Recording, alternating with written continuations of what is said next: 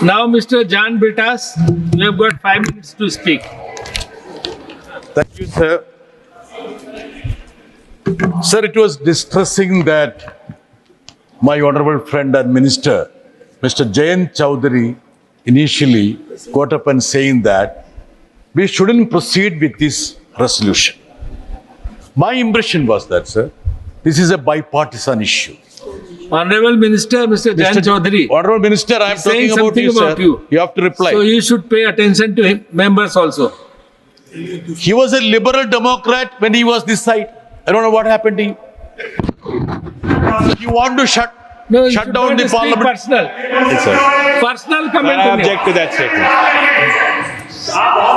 Sir, he's John Brittas. He John shouldn't be Brittas, brittle in his comments. Don't make personal comment and एक but Neeraj, I can handle it. Don't make personal Okay. comment. Sir, about you it. won't Speak allow about me NEET. to pass a compliment with retrospective effect also? Sir, this is a bipartisan issue. My friends in the treasury benches should think that this affects the future of millions of students. In every mature democracy, there is something called parliamentary outreach. The parliament has to debate, analyze, and understand where the things have gone wrong. I won't fault the intent of the NEET. The intention would have been good. But the content, the process, of course, there could have been a lot of flaws. And we have been witnessing a lot of flaws now. So it is up to the parliament to analyze and understand how to go about. My friends in the treasury benches always say that the education was brought into the concurrent list because of the 42nd amendment as part of emergency. My request to you is that, see, this 42nd amendment was a byproduct of emergency for which you brought a resolution. Bring a resolution.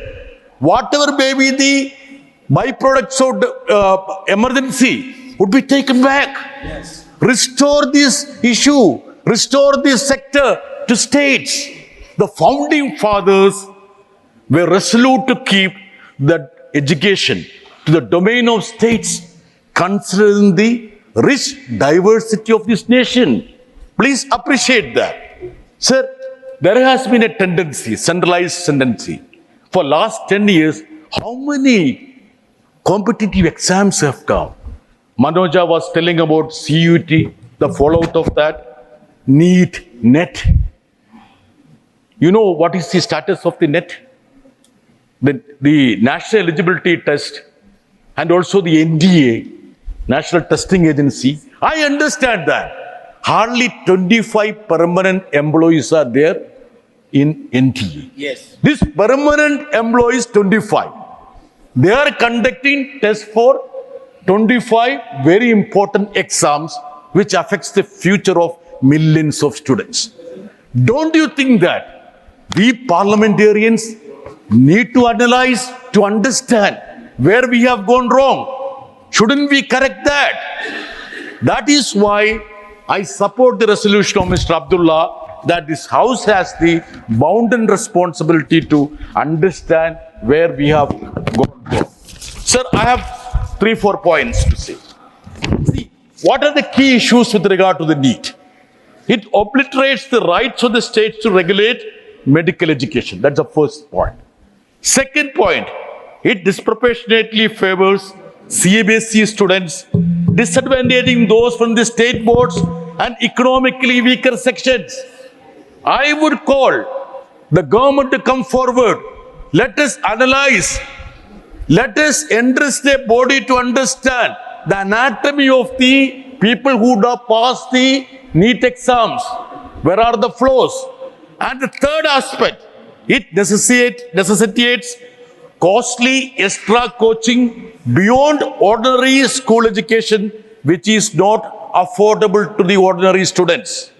And the fourth point, sir, which has come to the fore, the transparency and security of the centralized examination process have been repeatedly called into question.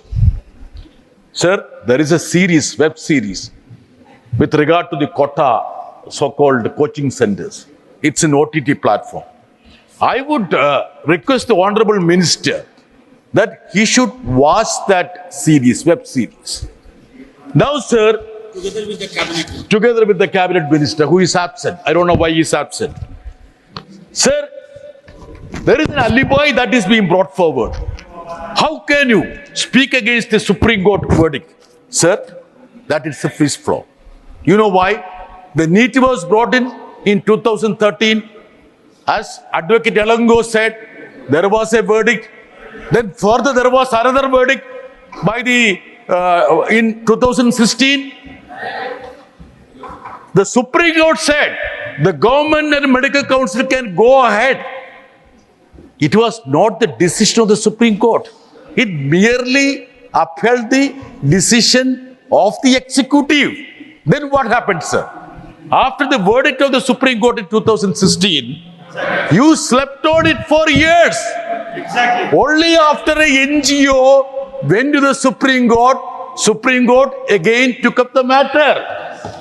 So, were you indulged in contempt of court for these years then?